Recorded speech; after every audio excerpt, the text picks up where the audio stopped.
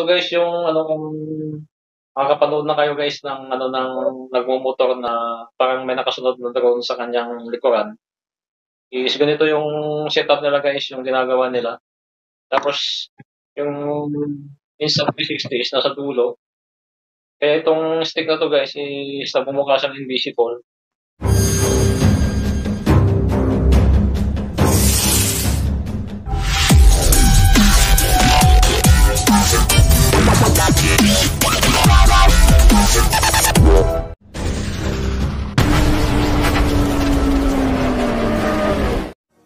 Hello guys, welcome back sa aking YouTube channel at muli na naman tayong nagbabalik at gagawa na naman tayo ng isang panibagong content.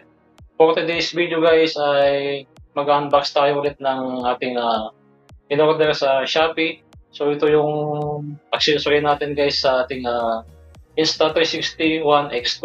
So bali pang-upload na yata to kung di ako nagkakamali na accessories na in-unbox natin tungkol sa ating Insta360 One X2. So ito guys ay dumating na. So pang China pa ito kaya medyo matagal yung ano yung pagka-deliver niya. So parang umabot yata ng almost 1 month. So yun sa wakas dumating na siya. Bago natin umpisahan guys ay kung bago ka pa lang napadaan sa aking YouTube channel ay inaanyayahan kitang mag-subscribe at hit mo na rin ang notification bell para maging updated ka kung may video pa tayo na i-upload. So, ayun guys, ito na siya. So, yun. Ito na nga. So, yun nga guys, ito na yung kanyang box. So, hindi ko alam bakit ganito yung nangyari dito. Yung siya. Oh no! Yun na lang guys, is hindi masyadong sirain yung accessory. Pero dapat inayos naman sana guys yung pagkakapak niya. So siguro dahil nanggaling sa ng malayo sa China, nag-travel pa from airlines, kaya siguro ganito na yung nangyari. So napitpit na siya. So sana guys ay walang mga nasira doon sa loob. Ito nga may iwan siyang parang butas dito. Tapos bali umaalog guys yung laman niya. So ang laman pala nito guys ay ito yung ano, bracket para sa motor natin. Ito yung i-mount natin yung Insta360. So yung makikita nyo rin guys kung ano yung laman nito. So isa na natin siyang buksan. Yun nga, kung sana walang nasira doon sa loob.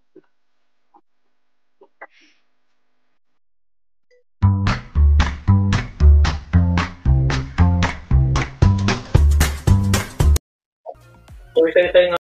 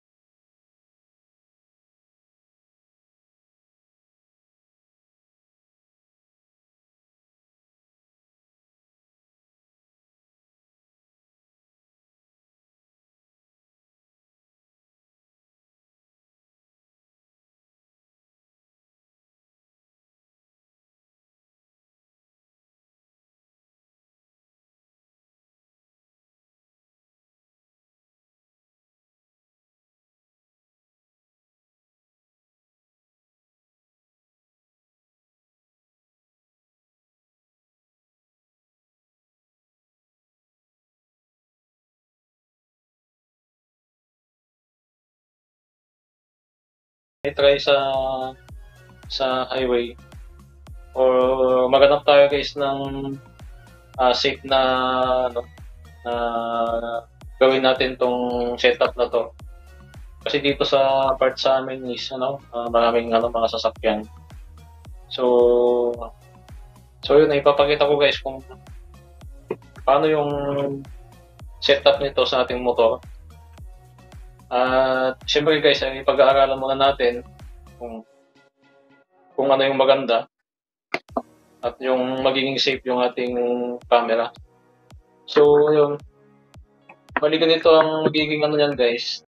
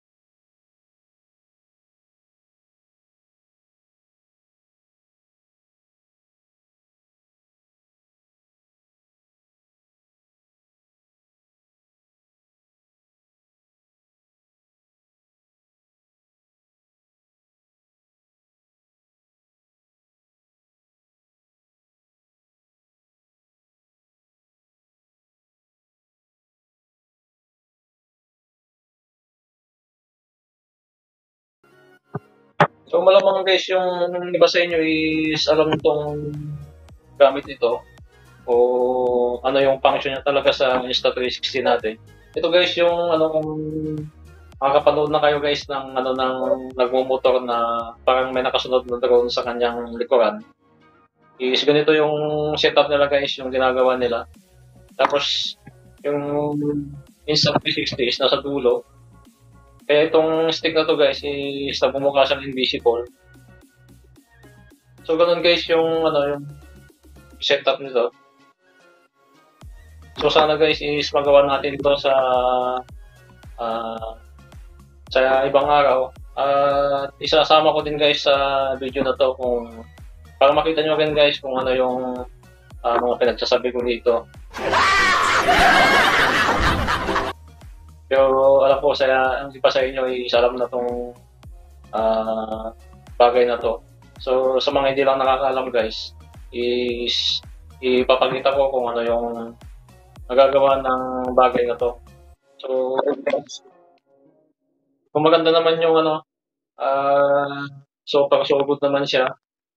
Buti na lang guys is walang kulang dahil nag-alala din ako kanina dahil nga yung box na pinaglagay niya is talagang may may butas.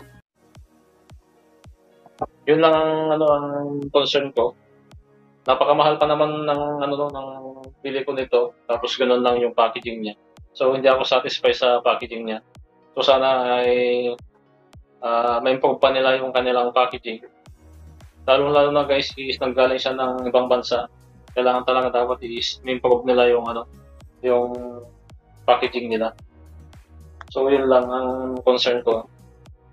Dapat sa mga ganitong items is dapat to nakabalot ng bubble wrap. Di bali hindi siya naka-bubble wrap, basta yung pinaglagyan niya is hindi siya umalo. Dapat talaga is naka-tape siya o naka-box na lang. Kaso yung ginawa nila parang dito lang yung biyahe niya, parang Pilipinas lang. Pero kahit na malayo man o malapit yan, ang mahal pa naman ng item na to, tapos gano'n lang kung ano. So yun lang yung ano nakita ko na ano na bad dito sa in-order ko na to.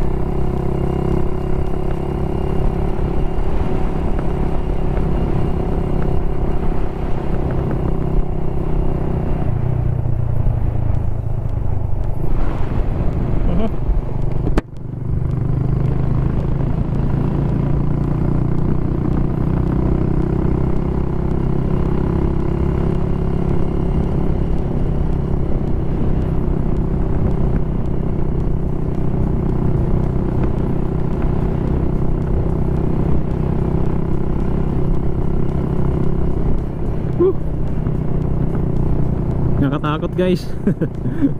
Parang ngayon ko nang ituloy.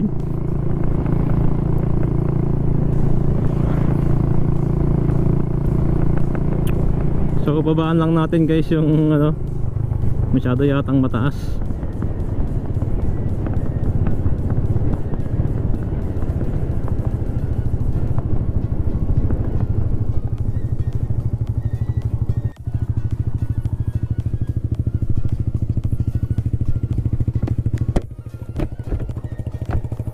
Yun lang hindi ko gusto dito guys, lumuluwag siya.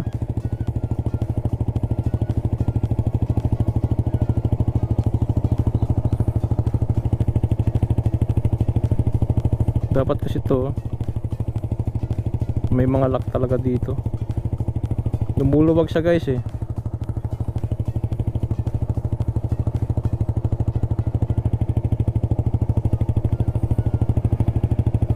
Parang di safe.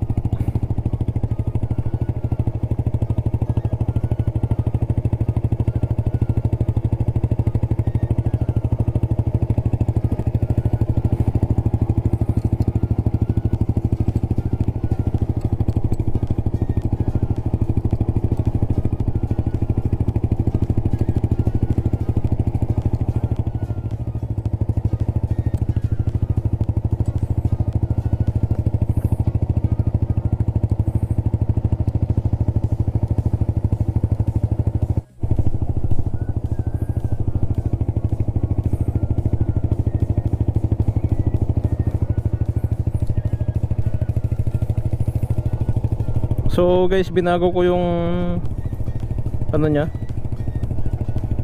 nilayo ko siya para sa gitna yung ano, para mas matibay. Kasi pag dito mas mahaba kasi yung ano, lumulundo talaga siya.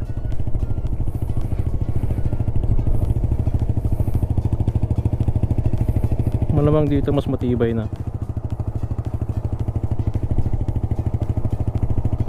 Okay, try natin ulit. Nakakakaba.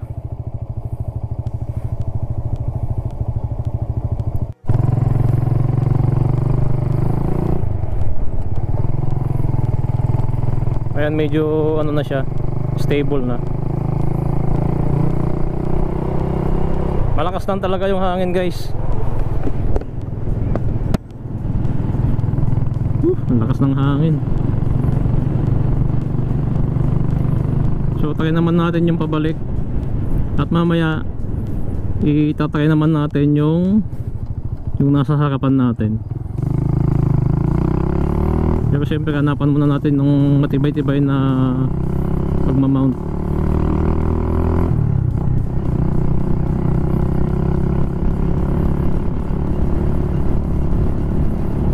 Hirap siyang bilisan guys.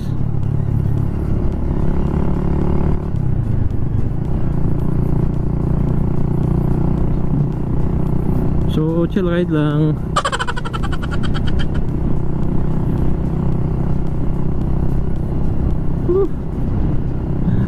Nakakaba.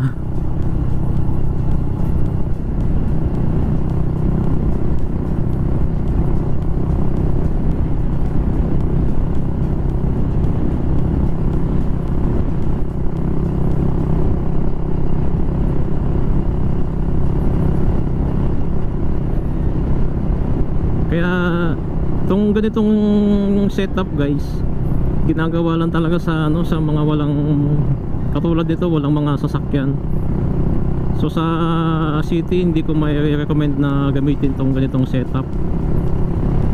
Lalo na ano, yung gadget natin na medyo pricey. Kaya kailangan din na hindi mo talaga maiwasan yung kaba na baka bumigay yung ano natin, yung bracket natin.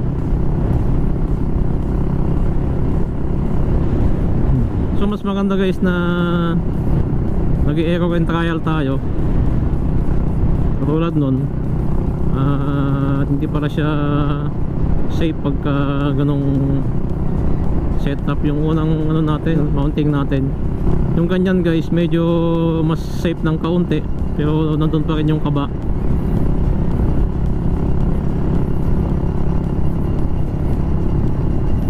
Pero di na katulad kanina na ano, talagang lakas ng ano niya.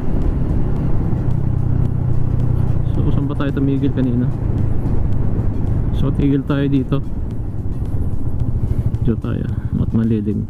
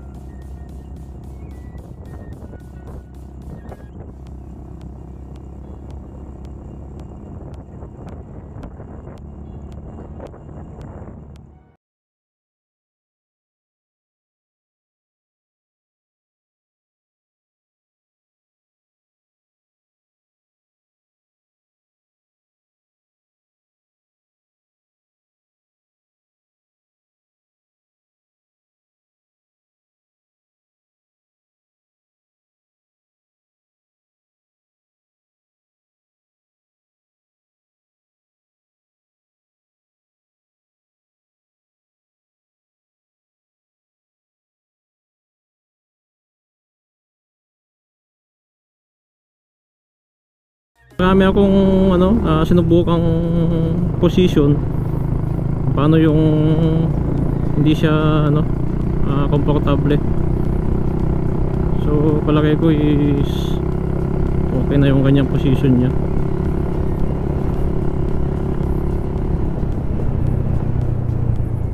Bumababa kasi siya guys. Hindi ko mahanap yung tamang position niya.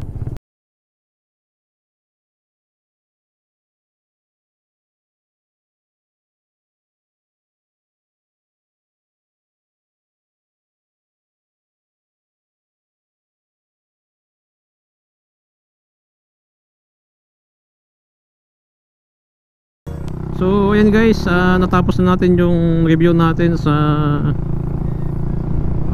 mounting ng Insta360 natin. So may mga experience ako na ano kanina na medyo weird. So weird. Weird talaga siya kasi hindi ko na-expect na ganun. Siguro kailangan din talaga natin ng maganda-gandang ano,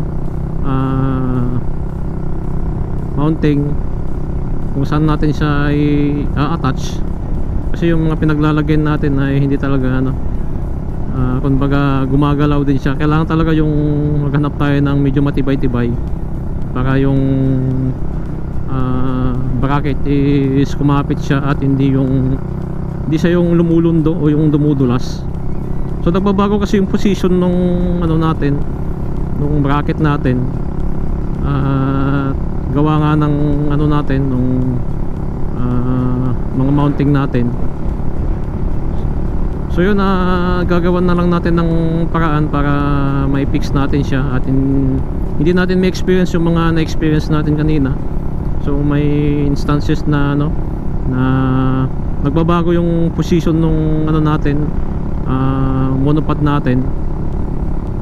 Tapos ano pa nga ba, tapos yung monopod is siguro gawa ng vibration ay ano siya, dumudulas. So bumabalik siya sa ano, sa position niya. So yun, bigla siyang umiigsi. So nakakatakot guys.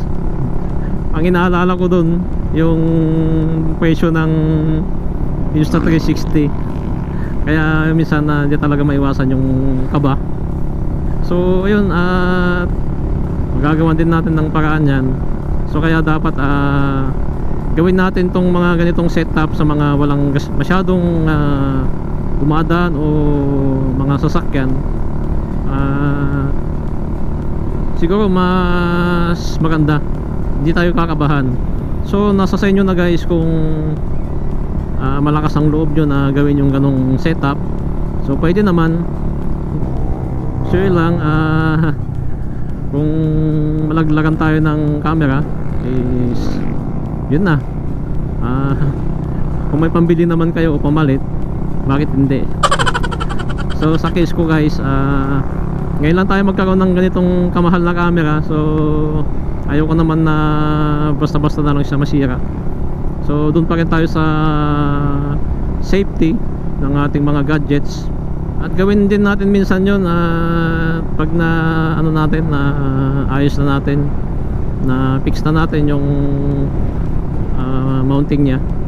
So yun, at hanggang dito na lang guys yung ating content. At sana ay nagustuhan nyo yung ating review sa accessory na to. So yun, at ako'y magpapaalam na.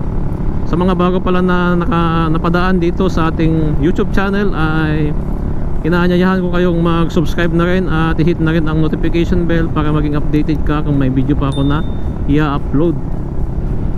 So yun guys, at paalam na. Ride safe guys. God bless.